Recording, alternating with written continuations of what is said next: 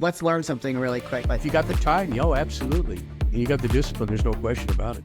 I love that. Yeah, that's a great practice to put into your everyday life, you guys. You generally regret the things you don't do, not the things you did do. Let me say it that way. Mic drop. This was just awesome. I love meeting my guests in person, and it's a whole nother animal, and the energy is just electric. You guys, this is your host, Deanna Radulescu with Label Free Podcast. Live your best life. You must live label free. What is good, everyone? This is your host, Deanna Radulescu with Label Free Podcast. To live your best life, you must live label free. As always, 3 incredible guests from all over the world, so sit back, relax, and tune in. My next guest is an internationally recognized resilience expert, the founder of Resilience Experts. She is also an executive coach, author, keynote speaker, and spiritual advisor for leaders. Please welcome Dr. Eva Selhub. Dr. Eva, welcome to the show. Hello. Thank you for having me. And I love the name of your book, Burnout for Dummies. That's just awesome. I mean, that's fantastic. So what got you into this space of resiliency and wanting to be a spiritual advisor for leaders? Because I think that there's obviously there's always a story that leads up to doing something so impactful. Yeah. Well, it started out on my own journey. I think that's where most of us who go into the spiritual world and the resilience world to go through our own trials and tribulations, which I did, went through many of them. But it started for me in 1996 when I was working as a resident at Boston City Hospital, medical resident, and I was stuck with an HIV needle, which was, in 1996, there was just no answer to AIDS. And I was exposed to full-blown AIDS at a time where people were dying horrible deaths. And so I was put on a cocktail of medications to the attempt to prevent the conversion to HIV. And I went through 6 weeks of just being sick on medications and crying all the time, thinking I was going to die and not going to be able to pay off my student loans and no one was going to love me. And, this whole kind of massive distress for 6 weeks of on the medication, but then continued for a year because I had to continue getting tested. I did not convert to HIV, thankfully, but during that time, I, bargained and said, what are you doing with your life? Yeah. Why do you want to go into working to ICUs? Why are you, what is this all about? What is medicine all about? Is this really what you want to do? If everything turns out to be okay, what's your promise? Right. Right. I promised to be a better person. I promised to be kinder. I promised to work harder. I promised to take care of the poor and needy. I made all these promises. So then when everything turned out okay, I said, okay, so what am I going to do with this information? Yeah. Now, I decided I was going to, help women and help, people have lives. And it was in my second year of my residency, so I still had a long way to go. But here I was, ready to set on this embark on this new life of this helping everybody. Right. And my dog died. My grandfather died. Oh, my goodness. A woman started harassing me and writing letters to the medical board. I didn't even know her. I had to take her to court. And my apartment burned down and I lost everything. And my father had a heart attack all within a 5-month period. Oh, wow. That's a lot. From June to November. And I just shut down. I thought why me? I was depressed. I was burnt out. I just said I couldn't think of anything. I just didn't want to live. It was too much energy to smile. I was just unhappy and miserable. And the only reason I wasn't suicidal, if you will, was just because of the effort that takes and the hardship that creates for others. Yeah. So I didn't want to exist. And I went on like that for probably 5 months until a friend had taken me out to dinner. And she said, we miss you. And I can't tell you, I don't know what happened. I just know that this kind of, the gates of heaven opened up, the light bulb went off. And I thought to myself, you've been walking around like a victim. Yeah.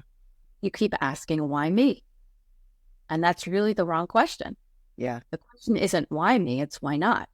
Yeah. It's just as soon lets a forest fire burn as a flower bloom. It's not personal. And you're taking this very, very personally, and it's not personal. And I said, you need to reflect on why you're walking around like a victim. Life doesn't happen to you. It happens with you. You co-create. Right. And so you need to learn. And so when I finished my residency, I started working at the Mind Body Medical Institute at Harvard, where I was also appointed. I had an appointment there. I was working as a primary care doctor. And I started learning about stress. and resilience and meditation and relaxation and nutrition, exercise, and all the factors that go into our well-being outside of drugs and procedures.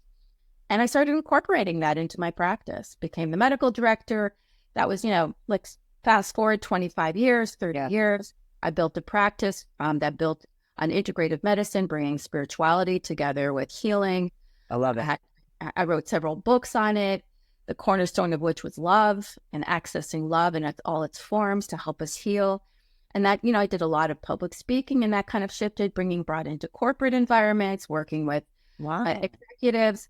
And then I found that where I really had the most impact was working with people who had influence. Yeah.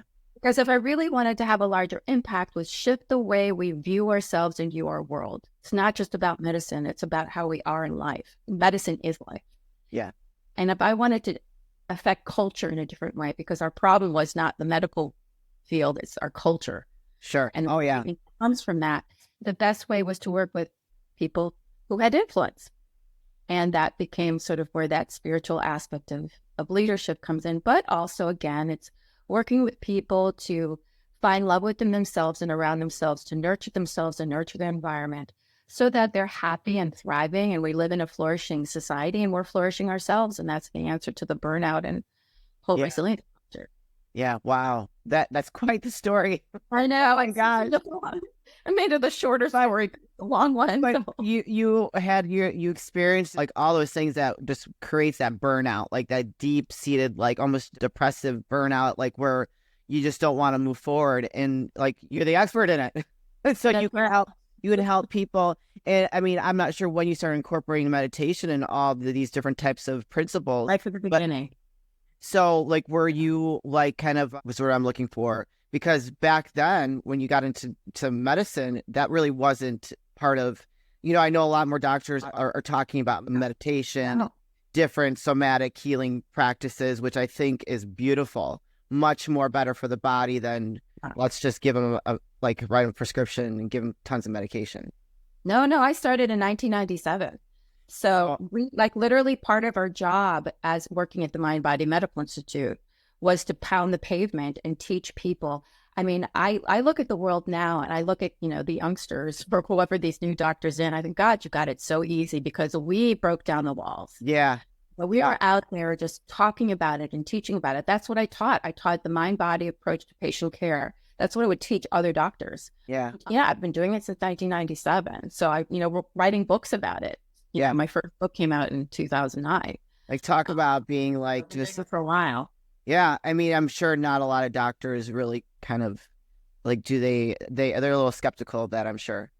Yeah, I think when it's presented in the way that I presented in, which is backed in science, and so there's one that it's backed in science, and so that they can see that the relevance and how it helps, and there's so much more research now showing its effectiveness. Yeah. But the other piece of it is most doctors are suffering, and so they're seeking their own healing paths, and so they're turning to it.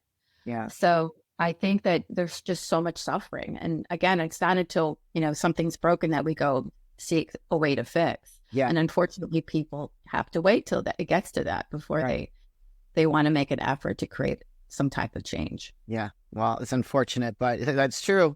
We got to have like that rock bottom moment where it's like, shit, I got to change things in my life or else this is not going to be working for me.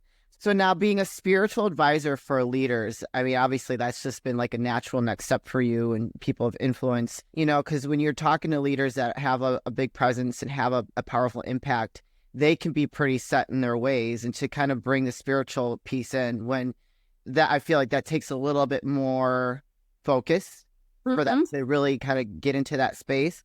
It's got to be an interesting journey to watch them adapt to some of those spiritual practices. It really is, and it it runs the gamut. So for many of them, I just came in because they were stressed. Okay. They were just having a tremendous amount of stress, relationship issues, and burnout. Yeah. Right. They didn't know that they were signing up for a spiritual journey. Yeah. Ultimately, it becomes a spiritual journey because that's the way we transcend all the stuff that's in front of us in the 3D is to go to that more expansive state of being. So that's on one hand. On the other hand, most people in leadership positions are quite resilient. That's why they got where they got. They're quite adaptable and capable of being where they are. But what they've discovered is that I've gotten this far, now what? Yeah. Right. Yeah. Yeah. Right. Yeah. And then it's a beautiful thing to watch them shed an identity that they've sort of related to their whole lives and then expand into something even greater than that they didn't know was possible. Because you think, oh, you've reached the, the top of the game. Yeah. Right. No. And then they realize that where they can go next is even that much greater. And then, also to be able to be of service to others, which is beautiful. So for me, it's like watching your children grow up. Yeah. I Sure. feel really proud and excited, and they have these aha conversations. I actually call it the levels of O. Right? So when you teach and people understand it intellectually. Yeah. And they go, oh, that's interesting. Yeah. Yeah. Yeah. And then you teach it again, and they have like an embodied experience. And they go, oh, I get it. Oh, so it's a deeper O, right? So there's, oh, that's interesting. And yeah. That's yeah. And then they have a spiritual experience. It's a profound embodied experience. And they go, oh. That's got to be so satisfying to watch that growth and that progress. It's exciting. I love it. It's so much fun. And I think that people that are so resilient, and I can speak for myself, that we have a really hard exterior. Well, not anymore for myself, but like where you're dealing with someone who has a really hard exterior, and to move them through that where they don't have to be so hard anymore, and like have these profound moments of like clarity and awakeness and just, reaching a higher level of consciousness is just so beautiful. Yeah, absolutely. And for them to know that they can be heard. Yeah. Right? You get to the top of that chain and you think, well, who's got my back? Yeah. No, who do I talk to? Yeah. No, it's very lonely. Yeah. Very, extremely resilient people can also be very lovely. Oh, yeah. And part of that resilience is being part of a flourishing community of people that you can talk to and be with. However, when you get into that leadership position, into that person who's the strong one, and that, again, the identity of being, I'm the strong one, I take care of everybody else. And who takes care of you? Yeah. Who listens to you? Who holds that space for you? And so on one hand, that's somebody like myself and other people in this field who can hold space for other people. But the other hand is, again, developing that more expansive mindset, that place of knowing that you're part of something greater than. That spirituality can fall into any category that you wish it to be. Then that takes away that aloneness. Yeah. And it also allows you to access other people who are in that same expansive state with you. I like to be there with you, for you, by your side. And then it's not such an alone state. Yeah.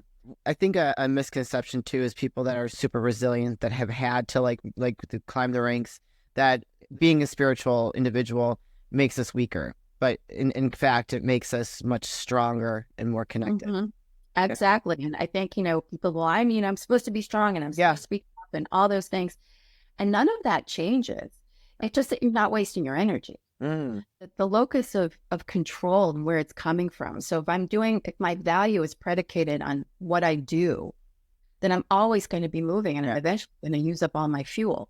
But if I know who I am, and then I do, then the fuel is always going to be regenerated. The energy is always regenerating. My cup, it's just runneth over all the time. And therefore I do. But it's not determining my value or my identity. I do it because I can and because I'm just so amazing. The toughness will still be there, but it will be sort of a soft toughness. Yeah. Because you're doing it with more ease. Yeah. It takes less effort. And so, it's just easier. Yeah. No, I love that. Do you feel that people are being more open to tapping into this spiritual realm in today's world? Because I see a lot of things have shifted to me.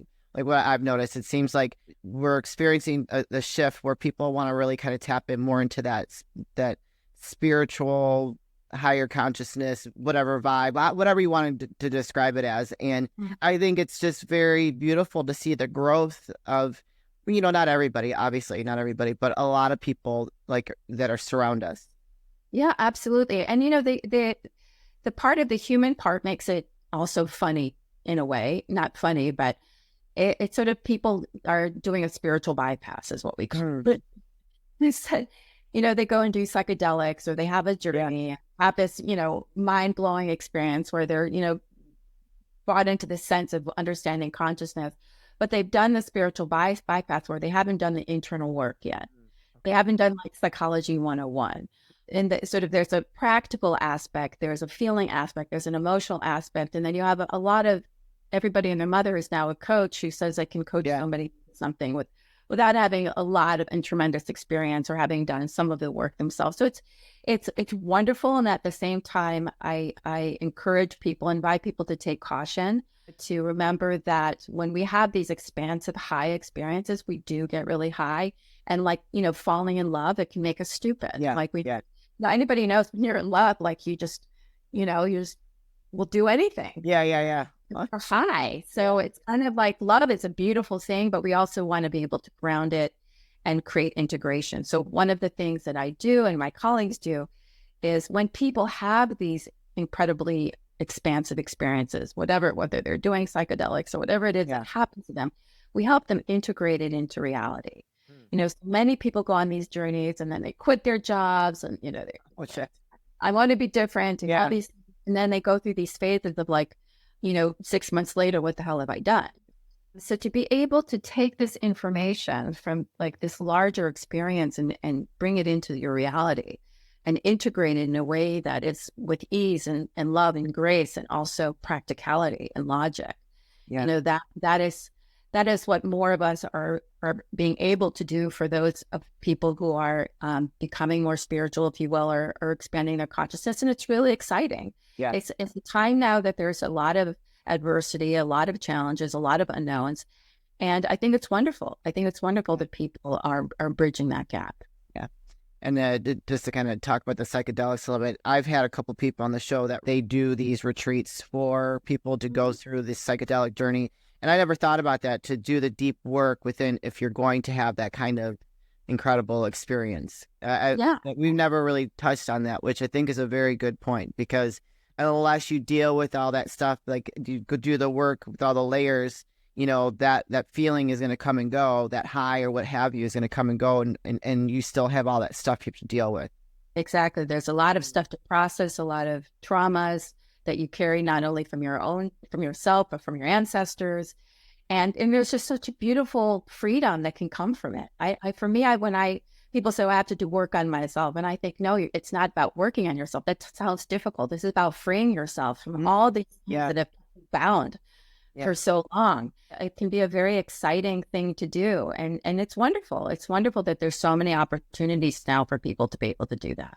Totally agree. The more people that work on themselves and do the work, the better of a society we will be in. At what point would someone say, I need to reach out to Dr. Eva and work with her? Like, where are your clients typically at when they come to you and say, hey, I need some help? It's an interesting thing. They come to me from all levels. Again, my expertise is stress, right? I've been doing it for 30 years. But most people are having whatever type of challenge they're having in their lives and their careers. They're burnt out, they're looking to become more resilient, they're looking to work on their anxiety or depression or whatever they may be. And they want to have a whole once over, because I'll look at your medical history, I'll look at your nutrition, exercise, I'll look at it. Well, I'm a doctor, so I can look at everything. And I've been trained, I will look at everything. I also look at, what you're doing professionally. I look at, what are the obstacles that are keeping you bound where you are and where do you want to go? And most people, what's interesting, know what they don't want, but they don't know what they do want because they haven't freed themselves of the belief systems that are keeping them bound, and where those belief systems, it's all encompassing. Yeah. So, and then again, to get you to the next level. So there's people who are in transition, people that are unhappy in their relationships, people that might be having difficulty with their direct reports or their colleagues, or they're just burnt out. So it really can be a whole gamut of people that would want to work with me. I love that you work on all the different pillars in someone's life. Yeah, I call it the pillars of resilience. I have 6 pillars of resilience. Okay. So one is physical vitality, because if you're tired and exhausted and sick, then there's nothing. So it's nutrition, exercise, sleep, relaxation, nature time. That we sort of evaluate your physical vitality pillar. Okay. The next one is emotional equilibrium. So how do you utilizing your emotions, or are they using you? To be able to ultimately get into the third pillar, which is the growth mindset. Are you in that mindset of that mental toughness, growth mindset, or is it a limited mindset and the things that affect that? meditation, mindfulness is sort of interwoven in all of that. The fourth is your relationships. That's the fourth pillar, is our having loving, healthy, quality relationships. And we examine those and what's going on in communication, conflict pathway as a conflict resolution. So again, this could be individual or in your team. Sure. Fifth one is your spiritual connection. What is your spiritual belief system, and work on developing that spiritual connection. And then the sixth one is yourself as a leader. Anybody is a leader, first of all. You're either a pebble or you're a boulder, but either way, you create a ripple in the water. It's knowing that you are not an isolated being, and everything you do affects everything else. Yeah. When you're in a certain emotional state, that's going to affect everything around you. Everything. It's sort of about the co-creation law of attraction type of mindset. And that's the pillar of knowing that you don't stand alone. Yeah. And working on that understanding of who am I as a leader in my own right. And that's the sixth pillar. So we work on all six of those things. I love it. I love it. Where can people find you, connect with you, learn more, support you, and purchase your book and all those good things? So they can go to drselhub.com. That's drselhub.com, my last name. I'm all over their social media channels on Twitter and YouTube. There's lots of wonderful meditations and talks on YouTube and LinkedIn and Instagram. All the things. All of the things. And I'll also be doing an online workshop coming soon, probably the end of August, which will be a four-week thing once a week. So I do also offer things that people can get a hold of. I have 6 different books. They're all available on Amazon. And yeah. Amazing. I love it. Lots of articles, lots of stuff for people to learn from. Excellent. You guys, will put some of those links in the show notes. So if you connected with Dr. Eva today, click the link, go follow her, go support her on social media. Dr. Eva, this is the part of the show where I like to ask for last words of wisdom or advice. What would you like to leave with us today? I would like to leave this message. I think that most people don't remember this. I'm going to invite you every day when you wake up or when you go to bed or both, or any time during the day, to take a moment to pause and remember that you are magic and miracles. That each and every one of us is a magic and miracle. And we think magic is this kind of woo-woo thing, but magic is really when being able to actually understand that the extraordinary is ordinary and the ordinary is extraordinary. Yeah. And then each and every one of us is resilient, and each and every one of us is quite miraculous for being here and having gotten this far. And just take a moment every day to just invite you to be in a state of gratitude and to be grateful for the fact that you are magic and you're a miracle. I love that. Yes. You are magic and a miracle. Absolutely. After we're done, I'm going to sit here and just be grateful for everything. Grateful for this conversation. Thank you, Dr. Eva, for sharing your story and being such a dynamic guest. We really appreciate you. Thank you so much for having me. You're welcome. You guys, this is your host, Deanna Radulescu with Label Free Podcast. To live your best life, you must live label free. As always, don't forget to subscribe, follow, rate, review, comment, share, all those good things. And I'll be back soon with more dynamic guests.